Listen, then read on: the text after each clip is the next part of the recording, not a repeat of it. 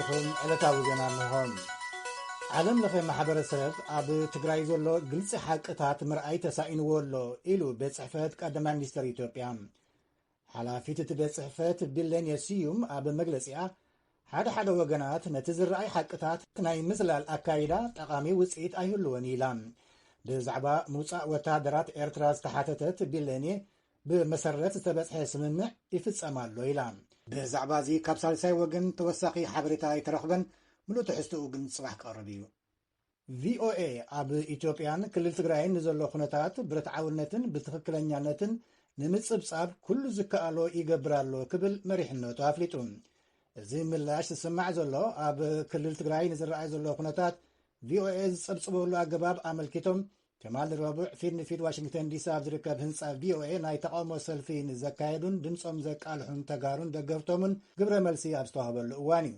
ቪኦኤ ዝሃቦ ሓፂር ምላሽ በትረ ስልጣን ከቕርበ እዩ ቪኦኤ ነቲ ኣብ ኢትዮጵያ ክልል ትግራይ ዘሎ ኩነታት ብርትዓውን ብልክዕ ንምሽፋን ዝከኣለ ኩሉ እዩ ዝገብር እቲ ውግእ ኣብቲ ዞባ ሓያል ስምዒት ፈጢሩ ከም ዘሎ ንፈልጥ ካብ ኩሎም ወገናት እውን ንሰምዒና ሸቶና ግና ጭቡጥ ጋዜጠኝነት እዩ ይበል ጥርዓን ክንቅበል ከለና መርሚርና ስጉምቲ ንወስድ ኣድላይ እንተኾይኑ ኣብ ልዕሊ እቶም ቅኑዕ ሚዛናውን ዝተማልአን ጸብጻብ ናይ ምፍናው መትከላትና ዝጥሕሱ ጋዜጠኛታት ብዛዕባ እቲ ዝተጠቕሰ ይኹን ካልኦት ጸብጻባት ማለት እዩ ስጉምቲ ንወስድ ኢና ኮይኑ ግና ብዛዕባ ገለ ሰራሕተኛታትና ርእቶ ካብ ምሃብ ንቁጠብ ይብል ቪኦኤ ሓበሬታና ብናጸዋገን ከነረጋግጽ ኢና ንፍትን ቪኦኤ ብቋንቋታት ኣምሓርኛ ኣፋን ኦሮሞን ትግርኛን ኣቢሉ ናብ ኣስታት 12 ሚልዮን ሰባት ሰሙናዊ ኣገልግሎት ፈነወ ይለግስ እዚ ሰማዕትና እቶም ንፍኖም ሓበሬታታት ካብ ፖለቲካዊ ጣልቃ ምእታው ናጻ ምዃኖም ከም ዝፈልጡ ዝሕብር እዩ ነዝረዝን ሓላፍነት እዚ ክብ ኣቢልና ኢና ንሪኦ ከምኡ ንገብር ድማ ኣብ ቀርኒ ኣፍሪቃ ኣብዚ እዋን እዚ ውግእ ኣብ ዝተወልዐሉ ግዜ ጥራይ ዘይኮነስ ዜናታት መላእ ዓለም ኣብ እንሽፍነሉ እዋን እውን እዩ ይብል ምሕደራ ቪኦኤ ንተጋሩ ተቃወምትን ደገፍቶምን ትማሊ ዘቕረብዎ ስምዕታን ተቃውሞን ኣብ ዝሃቦ ግብረ መልሲ ኣብ ዋሽንግተን ዲስን ከባቢያን ዝነብሩ ተጋሩን ካልኦት ኢትዮጵያውያንን ሬድዮ ድምፂ ኣሜሪካ ኣገልግሎት ኣምሓርኛን ትግርኛን ነቲ ኣብ ትግራይ ንዝሓለፉ ኣስታት 200 መዓልታት ዝተኻየደ ዝበልዎ ህልቂት ጸግዒ ዝሓዘ ኣጸባጽባን ኣናኢሶም ብምርኣይን ሸፈነ ገይሮምሉ ክብሉ ኣብ ቅድሚ ህንፃ ሬድዮ ድምፂ ኣሜሪካ ተቃውሞ ከም ዘቃልሑ ትማሊ ምግላጽና ይዝከር ይቐኒልና በትረ መንግስቲ ኢትዮጵያ ኣብ ክልል ትግራይ ብዛዕባ ዘካይዶ ዘሎ ሰብኣዊ ሓገዝን ዳግመ ህንፀትን ንኣህጉራዊ ገበርቲ ሰናይ ትካላትን ኣምባሳደራትን ከምኡውን ንኣካላት ሕብረት ሃገራት መብርሂ ሂቡ ኣብ መጥቃዕቲ ደቂ ኣንስትዮ ተሳቲፎም ኣብ ልዕሊ ዝተባሃሉ 60 ኣባላት ፖሊስን ምክልኻልን ስጉምቲ ከም ዝተወስደ እውን ሓቢሮም ኣለዉ ነቲ መብርሂ ዝመርሐ ሚኒስትር ወፃኢ ኢትዮጵያ ደመቀ መኮነን ኣብ ክልል ትግራይ ተቋሪጾም ዝነበሩ ኣገልግሎታት ናብ ዝነበርዎ ንምምላስ ብርክት ዝበሉ ዕዉታት ተግባራት ምፍጻሞም ሓቢሮም ንጥሕሰት ሰብኣዊ መሰላት ብዝምልከት ድማ ብናይ ሕብረት ሃገራት ኮሚሽን ሰብኣዊ መሰላትን ብናይ ኢትዮጵያ ኮሚሽን ሰብኣዊ መሰላትን ብሓባር መርመራ ይግበር ከም ዘሎ ኣቶ ደመቀ መኮነን ጠቒሶም ኣብዚ ጉዳይ እዚ ኩሎም ኣካላት ብግልጽን ብተጠያቕነትን ክሰርሑ ኣለዎም ናይ ሕብረት ሃገራት ኮሚሽን ሰብኣዊ መሰላትን ናይ ኢትዮጵያ ኮሚሽን ሰብኣዊ መሰላትን ብሓባር ምስራሕ ጀሚሮም ኣለዉ ብዓወት ክዛዝሙ ድማ ምቹእ ኩነታት ተፈጢሩሎም ኣሎ ካብቲ ውፅኢት መርመራ ብምብጋስ ስጉምቲ ክውሰድን በደልቲ ተሓተቲ ክኾኑን ኢና ንደሊ ዝበለ ኣቶ ደመቀ ንጠቕላሊ ዓቃቢ ሕግን ፖሊስን ምስጋና ይግብኦም እዩ እቲ ዝበፅሕዎ ሪፖርት ንዓለም ለኸ ማሕበረሰብን ዝተፈላለዩ ትካላትን ብወግዒ ሓቢሮም ኣለዉ ኣብዚ ጉዳይ እዚ ሕጂ እውን ስርሖም ቀፂሎም ኣለዉ ኢሉ ሚኒስትር ሰላም ወይዘሮ ሙፈሪያት ካሚል ብወገና ኣብ ቀዳማይ ዙርያ 4 ሚልዮን ዜጋታት ኣብ ካልኣይ ዙርያ ድማ 4.9 ሚልዮን ዜጋታት ረድኤት ከም ዝበፅሖም ጠቒሳ ኣብቲ መስርሕ ገለ ኣባላት ፖሊስን ምክልኻልን ብጥሕሰት መሰላት ተሓትቲ ኮይኖም ከም ዘለውን ሓቢራ ግዳያት መጥቃዕቲ ዝኾና ደቂ ኣንስትዮ ኣብ 5 ማእከላት ኣገልግሎት ይረኽባ ከም ዘለዋ እውን ሓቢራ ሚኒስትር ሰላም ሙፈሪያት ኣብ ክልል ትግራይ እቲ ዝድለ ውፅኢት ንምምፃእ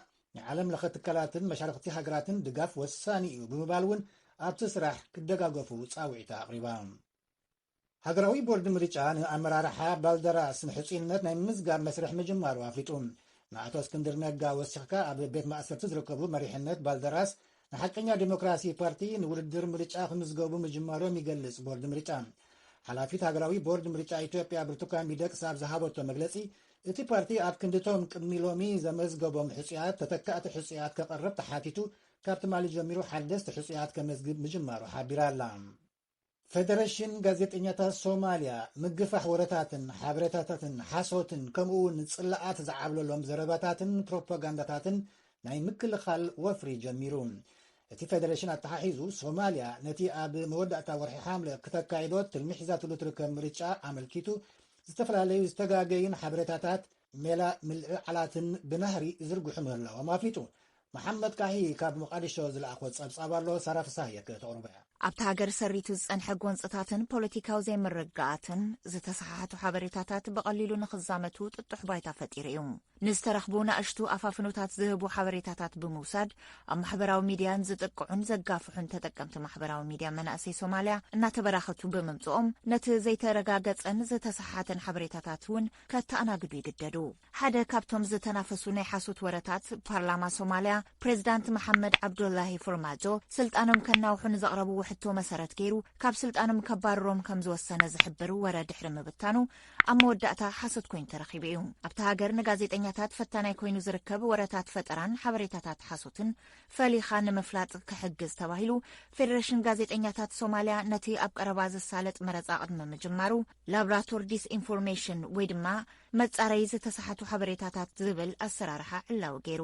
ዳይሬክተርን መራሕን እቲ ክፍሊ መጽናዕቲ መሐመድ ዓብዱልማሊክ ከም ዝበልዎ ጋዜጠኛታት ኣብ እዋን መረፃ ዜናታት ሓሶት ንምፍላይ ዘኽእሎም ኣድላይ ዓቕምን ፍልጠትን ንኽህልዎምን ስልጠና ክወሃቦም ምዃኑ ሓቢሮም ሓቅን ሓሶትን ዝኾኑ ዜናታት ንምምርማር ምትንታንን ፈሊኻ ንምፍላጥን ዝሕግዝዎም ብዲጂታላዊ መሳርሕታት ዝተሓገዙ ስልጠናታት ክወሃብዎም እዮም። እምነት ኣብ ዝተሰኣነሉን ብቐሊሉ ኣብ ዝእነፍን ከባቢ ኮይንካ ከይድት መረፃ ካብ ወረታት ሓሶት ምሕላው ምኽኣል እዚ ሃገር ደጊማ ናብ ኩናት ሕድሕድ ከይተኣቱ ዝሕግዝ ወሳናይ ስራሕ እዩ እዮም ዝበሉ። ጋዜጠኛታት ኣክቲቪስታትን ኣብ ዝተፈላለዩ ማሕበራዊ ሚድያታት ዝነጥፉ ሶማልያውያን ኣብቲ ኣብ ቀረባ እዋን ዝሳለጥ ፕሬዚዳንታውን ፓርላመንታውን መረፃ ተወሳኺ ጥንቃቐ ክግበር ከም ዝግብኦ ይዛረቡ። ጋዜጠኛ ሓሰን ዑስማን ካብኣቶም ሓደ እዩ። As journalists, bloggers and social media influencers, we have an extra responsibility. ጋዜጠኛታት ዓምደኛታትን ኣብ ማሕበራዊ ሚድያ ተደማጽነት ዘለና ሰባት ብፍላይ ኣብዚ እዋን መረፃ ኣብ ስራሕትናን ንህዝቢ ንህቦ ሓበሬታን ተወሳኺ ግዘን ጥንቃቕን ወሲድና ክንሰርሕ ይግባእ። ዝደንጎይ ሓቂ ዝሓዘ ዜና ኣይሓይሽ ካብ ዘይተረጋገፀን ዝተሰሓተን ሓበሬታ ምሃብ እዩ ዝበለ። ናብ ናጽነት ፕረስ መጽኻ ድኹም ታሪክ ዘለዎ መንግስቲ ሶማልያ ኣብ እዋን እቲ መረፃ ዝተሰሓተ ሓበሬታ ምሃብ ንምቕናስ ጋዜጠኛታት ኣብቲ እዋን መረፃ ክሳተፉ ብምሕዋስ ቀዳማይ ሓበሬታ ክረኽቡ ኣብ ምሕጋዝን ዕንቅፋት ኣብ መቕናስን ግድኡ ከም ዝፃወት ኣፍሊጡ። የቐኒልና ሳራ እዚ ድምፂ ኣሜሪካ እዩ። ኣብ ገምገም ቱኒዝያ ኣብ ዝርከብ ባሕሪ ሜዲተራንያን ክልተ ጀላቡ ጥሒለን ክልተ ኣስከሬን ተረኺቡ 20 ዝኾኑ ኣብ ዝኣተውዎ ኣይተፈልጠን ከም ጸብጻብ ኣሶሲየትድ ፕሬስ ካብተን ጀላቡ 109 ዝኾኑ ሰባት ከም ዝደሓኑ ሓይሊ ባሕሪ ቱኒዝያ ይገልጹ። መብዛሕትኦም እቶም ተሳፈርቲ ካብ ኣፍሪቃ ናብ ኤውሮጳ ክሰግሩ ዝፍትኑ ዝነበሩ ስደተኛታት እዮም። ኣብቲ ከባቢ ኣብ ዝወርሒ ግንቦት ጥራሕ 50 ዝኾኑ ስደተኛታት ጥሒሎም እዮም። ኣብ ጥቓ ዋና ከተማ ኢራን ኣብ ዝርከብ መጻረይ ነዳዲ ግዙፍ ባርዕ ኣጋጢሙ ንክልተ መዓልታት ከም ዝቐጸለ ይስማዕ ኣሎ። መበገሲ እቲ ባርዕ ሓዊ ሙልሓፍ መኽዘን ጓሓፍ ምዃኑ ኣገልግሎት ዜና ኢራን ገሊጹ ኣሎ። ሚኒስትር ነዳዲ ኢራን ብጃሕ ዛንጋነሕ ኣብቲ ቦታ በፂሑሎ ሕፅረት ምህርቲ ነዳዲ ከም ዘጋጥም እውን ተዛሪቡሎ እንተኾነ ድሕርቲ ሓደጋ ባርዕ ኢራናውያን ኣብ መዐደሊ ነዳዲ ሪጋ ሒዞም ክጽበዩ ተራእዮም ነይሮም። ውድብ ጥዕና ዓለም ንድኻ ሃገራት ክታበት ኮቪድ ንምብጻሕ ኣብ ዝገብሮ ጻዕሪ 2.4 ቢልዮን ዶላር ድጋፍ ከም ዝረኸበ ይገልጽ ኣሎ።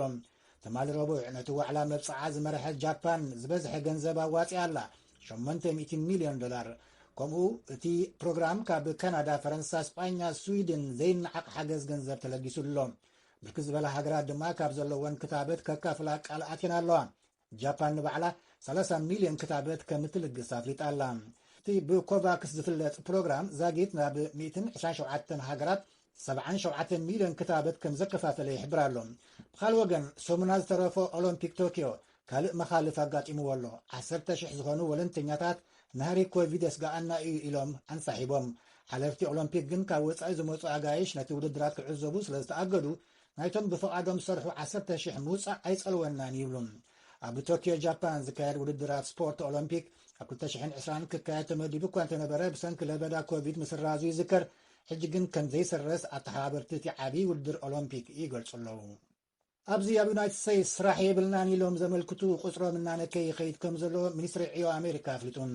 እዛ ዝዓበየት ኢኮኖሚ ዓለም ዝኾነት ኣሜሪካ ካብ ለበዳ ኮሮና ቫይረስ ብኣድማዕነት ኣብ ተሓብየሉ ዘላ እዋን ን5 ተኸታተልቲ ሰሙናት ቁፅሪ ሸቕሊ ኣልቦነት ብቐጻሊ ይወርድ ከም ዘሎ ይሕብር እቲ ሚኒስትሪ። ኣብዚ ሰሙን እዚ ስራሕ የብልናን ኢሎም ንድጎማ ዘመልክቱ ኣሜሪካውያን 385,000 ክኾኑ ከለዉ ካብቲ ዝሓለፈ ሰሙን ብ20,000 ዝጎደለ ቁፅሪ ተባሂሉሎም። እዚ ሕጂ እዋን 52 ሚእታዊ ልዕሊ ዕድመ ኣሜሪካውያን ከም ዝተኸተቡ ዝፍለጥ እኳ እንተኾነ ሕጂ እውን እቲ ንምኽታብ ዘሎ ተቐባልነት ትሑት ምዃኑ ይግለጽ ኣሎ። ምእንቲ ክኽተቡ ድማ ዝተፈላለዩ መተባብዒ ጉንዖታት ይወሃቦም ኣሎ። ሓደ ካብኡ ብናፃ ሎተሪ ምፅዋት እዩ። ብኻልእ ወገን ድማ እቲ ንሸቕሊ ኣልቦነት ዝኽፈል ገንዘብ ኣብ ዝቐጸለሉ እዋን ብዙሓት ኣብያተ ንግዲ ስራሕ ዘመልክቱ ውሒዶምና ይብላ ኣለዋ። ወላ እውን ቁፅሪ ሸቕሊ ኣልቦነት 6 ሚእታዊ እንተሎ ሕጂ ግን ፌደራል መንግስቲ ግዝኣታት ክፍሊት ሸቕሊ ኣልቦነት ክቕጽልዎ ንዘይምግዳድ ይሰርሕ ከም ዘሎ ይሕብር። ኣብ መወዳእታ ናሳ ናብታ ዝዋዓየትን ዝቐረበትን ፕላኔት ቬኑስ ጠመተ ይህብ ኣሎ። ሓላፊ ትካል ሃገራዊ መጽናዕቲ ጠፈር ቢል ኔልሰን ኣብ ዝሃቦ መግለጺ 2 ሮቦት ናብ ቬኑስ ከም ዝለኣኻ ተልእኮአን ድማ ነቲ ጽዑቕ ግመ ቬኑስ ንምፍታሽ ምዃኑ ገሊጹ። ቬኑስ ውቅያኖስ ነይርዋ እንተኮይኑ ወይ ህይወት ክነብረላ ዝኽእል እንተኮይኑ መጽናዕቲ ከም ዝቕጽል እውን ሓቢሩ ኣሎ። ቬኑስ ናብ መሬት ዝቐረበት እኳ እንተኾነት ዘቃጽል ሙቐት ከም ዘለዋ እዩ ዝንገር። ዜና በዚ ተፈጺሙ ኣሎ።